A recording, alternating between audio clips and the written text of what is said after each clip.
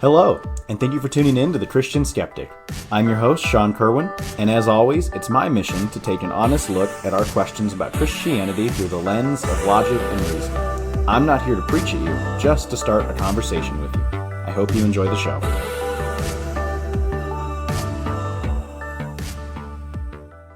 So I am a really big fan of not very many TV shows.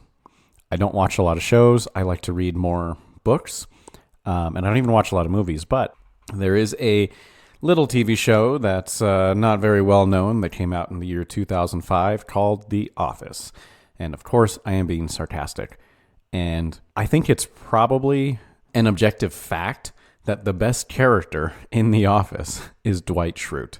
And I start that off to say that Rainn Wilson, the actor that plays Dwight Schrute, started a podcast recently and had one of my favorite psychologists on, Dr. Arthur Brooks. And it was a fascinating podcast, and I love it, and I love what he's doing, how he's just starting these conversations around spirituality. And he admits in the podcast that he is of the Baha'i religion. I think I'm pronouncing that correctly. And it was kind of the first time I'd heard of it, but it's certainly a very old idea, and it's certainly a very popular idea. And I think it's probably an appropriate thing to talk about right after an episode on denominations and which one is right. Because I think that's the other bent when you have church hurt or come across a denomination that you don't agree with, is you just kind of leave Christianity altogether. But you don't fully leave it, because what you then say is, well, I believe that Christians are finding the way to God, but I also believe that everybody's finding the way to God. And maybe you don't say it quite like this, but I think the idea is still the same, that all roads lead to God in the end, that everyone's on their own spiritual journey trying to discover who God is and what all of this means. And I've had many friends turn from Christianity to this form of religious belief, I think I'm going to kind of define it as right now, although I have a better definition for it as the episode continues that I want to get to. But the conversation typically goes something like this, that I believed in Christianity, and I believed that Jesus was the only way to God, and that God was this fatherly figure in the heavens that we all had to gain approval of through Jesus, through Christianity, the Ten Commandments, all of it. But I did some traveling, and I met other people, and I went to the university and talked with professors of religion. And that view just seems to not only narrow, but kind of childish. Like, it seems childish to continue on with the Christian faith that I was raised in, because I don't think they see the whole picture. I've traveled the world. I see the whole picture. Or maybe I see that I can't see the whole picture, right? And maybe there is some pseudo-humility in that view. Nevertheless, it brings up the question, is faith in Christianity a childish idea that adults carry on with them, especially adults that were raised in the church? They carry on with them just to cope with life and not really think about religion all too much. And the answer is probably. There's probably a lot of people that do that. And there's maybe some people that have what the Bible calls the gift of faith. And if you've been a fan of the show for any number of time, be it short or long, you know that I don't fully understand this one. I definitely don't have the gift of faith. I am sometimes envious of people that do have the gift of faith, that can just trust in whatever God says and whatever God does, and they can recognize in almost this way where they see through another dimension and recognize like the hand of God in their life. And I do not understand that or get that. My gift is the gift of skepticism. That's why I'm the Christian skeptic. No, skepticism's not actually a gift listed in the Bible, but I just don't have that, and I can't see it that way. And if that's you, hey, more power to you. I don't mean to knock you in any way. Again, if anything, I'm a little jealous of you, because I wish that I had the gift of the ability to trust like that and to see things that maybe other people don't see. And all throughout history, people like you have been called seers, right? And so fair enough. But enough about you. Let's get back to me. Me and anyone listening that is also like me in this conversation. I think, yes, there is definitely a reality that we see in the world and church community and Christianity, that a holding on to a Christian faith is a childish type faith. And I think letting go of that is so good. Like, and if you want to call it deconstructing, fine, call it that if you want. I don't know that I fully even know what that word means. I don't know that anyone fully knows what it means. Maybe it's just the word that we call things when we're getting out of that childish faith and growing out of that childish faith. And I know I'm using the word childish faith, and you're probably thinking, now, Sean, hold on a second, because the Bible says, Jesus says in the Bible, that you can't enter the kingdom of heaven unless you enter it like a child. And he's holding a child in his lap, and the disciples are trying to pull the child away. And he's like, no, you're not getting in unless you have childlike faith, in other words, right? And that's something completely different. Childish faith, and what I'm referring to, is a simplistic view of Christianity. And I'm going to further define it here in this episode. Childlike faith that Jesus is referring to is a faith full of wonder and curiosity. Like a child, you look at faith as a child would look at the world and say, I don't know what any of this is, and I want to explore, to touch the hot thing and see if it burns, to push the boundaries of my own faith, other people's faith. I want to push the boundaries of this person that I'm calling Abba, Father, like the Bible says. Childlike faith is anything but compliant. You look at a child, think of a 2-year-old. Who is the most rebellious, boundary-pushing person you could ever think of? That's a 2-year-old. And I think that's the childlike faith that Jesus gets at. And spoiler alert, that's probably where I'm going at the end of this episode. But the childish faith that I'm talking about, and so from this point forward, let's separate those two terms. So childlike faith will be what I just described that I think Jesus is talking about with my assessment of the Bible. And childish faith, I think, is the thing that we should ultimately reject and abandon and deconstruct and dismantle and bury it 6 feet in the ground and never dig it up again. Because I think a lot of us grow up in church and we ascribe to God this bearded rule giver in the sky, and you have to appease him. And I think that that's wrong. And I think you get that because you have to appease other people, because as you're maturing as a child, your psychological development is also helping you socialize. And many Christians are way too sheltered, and so their socialization is only with church people. And you see that the only way to get people to approve and disapprove of you, because every child outsources their own sense of validation. It's kind of a basic biological instinct that we have. And as you mature, you need to learn to stop outsourcing your sense of validation to other people and probably outsource it to a faith-based practice, if I could speak to this from a cold, calculated psychological stance. Because if you're not outsourcing it to other people, the only two options are yourself or symbols, monuments, objects, and traditions. And, well, you're just as flighty and prone to change as other people, so why would you outsource it to yourself? And so if you're going to outsource it to one of the other things, you have to ask what's the most rock solid and stable and able to withstand the whips and scorns of time, as Shakespeare would say. And I would argue that that's probably the religions of old. And we can get into that more in probably a future episode that I'm going to record on why should I even go to church. But when you're maturing as a child, you don't know that. So you're outsourcing your sense of approval to other people, and you place the weight of Christianity on the Christians that you see, and fair enough. That's all that you have. So that's no fault of your own to do it. But growing out of that, I think, is the essential step to maturing as a Christian. But let's talk about that idea. Is growing out of that realizing that everyone all over the world has their own kind of interpretation, and I'm generalizing here, but just go with me on this, but everyone all over the world has their own kind of interpretation and way and path to get to God, and they're all valid. What are you really saying here? Well, from a philosophical, cold, calculated perspective, I say that because I realize there's a lot of emotions here, and I get it. I'm with you.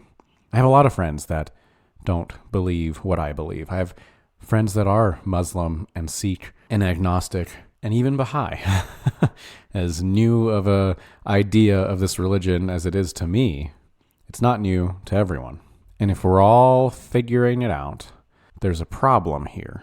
The problem is we're not realizing that if we reject Christianity as a childish religion and move to a belief system that says all roads lead to God, that everyone's on a spiritual journey and they're figuring it out, what we're moving to is actually pantheism.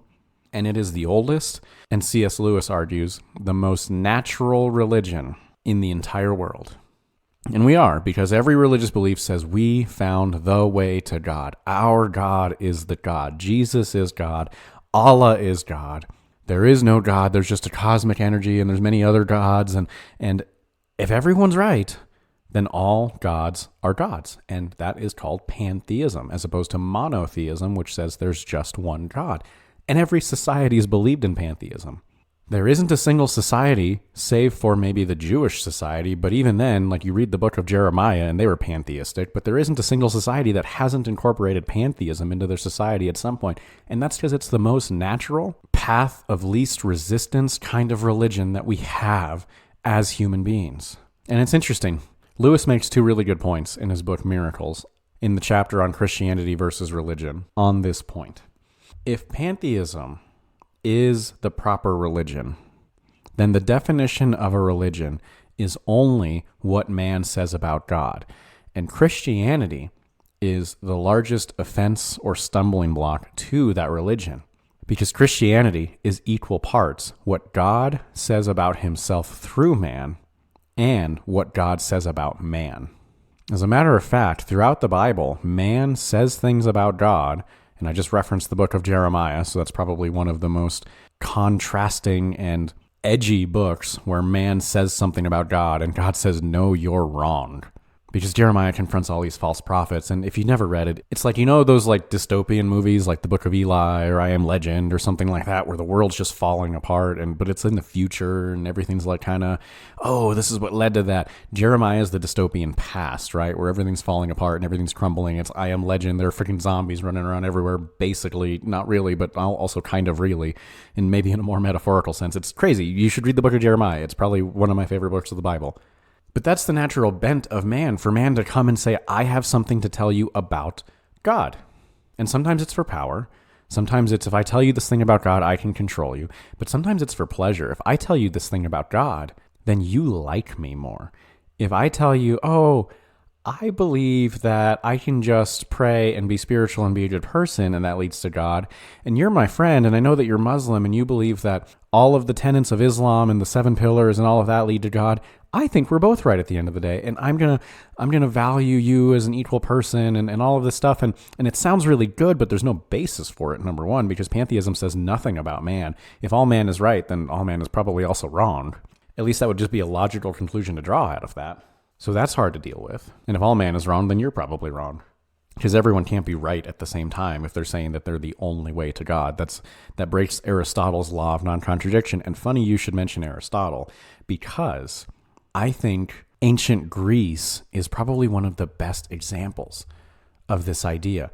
Greece started off as a pantheistic culture, and by the time that philosophy peaked, and I don't think it's any stretch of the imagination to say that philosophy peaked at Aristotle, because all of our philosophers for the past couple thousand years now reference, refer to, refute, argue Aristotle to some degree or another, especially when it comes to logic, as he is called in philosophy, the father of all logic.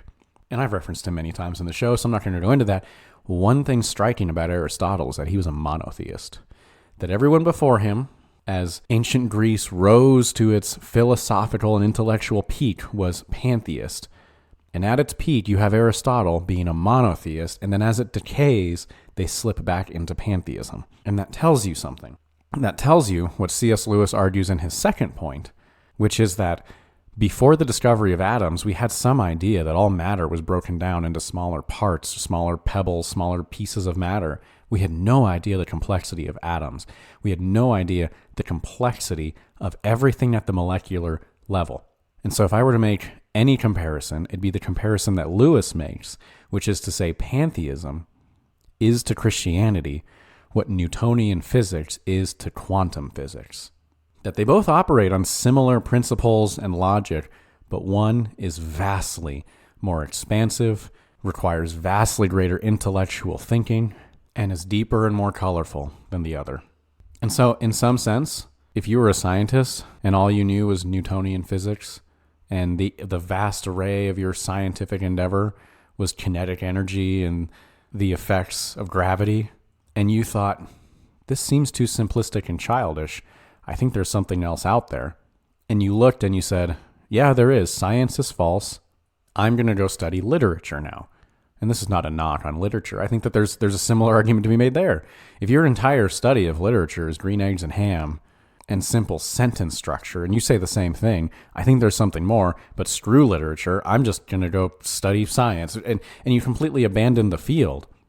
you would kind of be a fool, because instead of abandoning the field, you should say, I'm going to go deeper into the field. I'm going to read more and learn more. I'm going to delve into quantum physics. I'm going to see, to quote Morpheus from The Matrix, just how deep the rabbit hole goes. And I think that's the point. As I just mentioned, the struggle with pantheism is that it's all about what man says about God and not about what God has revealed about himself or what God says about man. And if your childish faith tells you that God says about himself that he's just a bearded, gray, old wish fulfiller in the sky, and all he cares about is that you live the right thing, and you obey the right commandments, and you love the right person, and homosexuality's a sin, and doubting things is a sin, and pornography's a sin, and sin, and you suck, and you're not doing the right thing, and because that, you'll never be accepted, you'll never be loved, because everything's so harsh. That might be your community. That might not be what God actually says about himself. Right? And this is going to sound repetitive because I say this from time to time on the episodes, right? That's not the gospel. The gospel is not childish. It's actually very, very deep. And I bring this up because I think this is where it all reconciles. And I think C.S. Lewis gets at this in his book, The Weight of Glory, in that man longs for the myth, man longs for the mythology, man longs for the kind of cut and dry hero-villain arc narrative. And I think we place that on Christianity.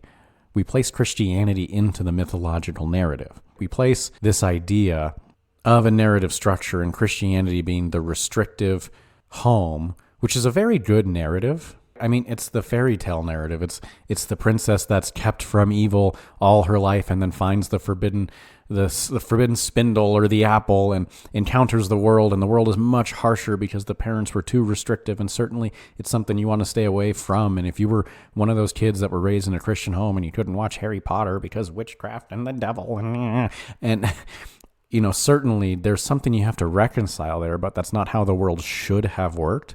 You have to mourn the fact that what should have happened when you were raised didn't happen and something else happened, and maybe there's more extremes there and there's more hurt there, and certainly that's a conversation to have at a later date, maybe in a later episode, or maybe with someone, maybe a trained professional counselor, because that's always a very good idea. But it fits into the narrative of our day. That's the restrictive home. That's the just the start of the hero's journey. And the real hero's journey is about you discarding that, leaving that, forging your own way, finding your own thing. You can be the hero, or maybe the gods can be the hero, and all of the gods together can say everyone in the world is good, and all roads lead to some kind of heaven or nirvana or something. And the hard part about Christianity is it shatters mythological narrative, C.S. Lewis says. Because God became a person, but not a conquering, triumphant person. He became an ugly, poor, homeless carpenter. And you think, yeah, that's cool, but he came and he healed people. He healed people in like 3 or 4 towns. He didn't change the world. And that's the hard part, right? Because if Christianity were natural to us and it fit the mythological thing, the whole world would be different. There would be no more suffering and no more pain and no more sin, and the Holocaust never would have happened, but that's not the case, and it happened. And so there's no mythology. The mythological hero died on a cross, and then he rose from the grave, and that was it. And he didn't save the world, and he didn't make it right, and there's a promise that he will someday, but we didn't see it. Instead, all he says is, I went through pain, and I promise I'll be with you through the rest of your pain. And one day, every sad thing will be made untrue. But there's such depth to that. There's such acceptance in that because of what God says about man. You see, if all we have in religion is man saying something about God, then where does that leave us? That leaves us to say something about ourselves. Worse so, and I'm going to channel my inner Friedrich Nietzsche, that leaves those at the top with the will to power or the will to pleasure, the ability to control your interaction with God, your interaction with others. In other words, whatever those in power say based on their own hunger for power or their own hunger for pleasure is a sin and is unacceptable, will then control your life. And you know that's not right either. But if what God says about man is that man is depraved, man has a sin nature, must fully deny himself and pick up his cross and follow the carpenter, then as far as the east is from the west, sins will be forgiven. And one day, everything that's sad will be made unsad. And that's it. And yet that's not it. There's room for childlike faith because of that. Because if sin is removed, then anything's permissible. And you can take that in a negative way, right? And say, well, then I can be Hitler and that'll be forgiven. And yeah, in theory, maybe. But if your sin's actually removed and you're changed by the gospel, you will never want to be Hitler. You'd rather be Bonhoeffer dying in a concentration camp and having everyone marvel at the way you love them and serve them and value them and accept them. Rather, every question is permissible. Every doubt is permissible. Every confession is permissible. Rather, you're worse off because of the exclusivity of Christianity than you would ever dare believe, and yet more loved and accepted and cherished than you'd ever dared hope to find in another religion, especially a pantheistic one that on the front and on the face says you're loved and accepted, but can't prove it like Jesus dying for your sins on the cross can. And I mean that, and I mean ever in the truest sense of the word, that it's not simple and can be dived and delved into day after day and still make you feel like it's the most complex thing you're considering in the entire world, and maybe because it is. And any childish version should probably die and be exchanged for a childlike version, a version that pushes the boundaries and questions. But we are out of time, and these are just my thoughts. And as always, I am curious to hear your thoughts, so the invitation still stands. Leave a comment, send an email, reach out however you can, and let's continue the conversation. So with that, I thank you so much for listening, and I hope you've enjoyed the show.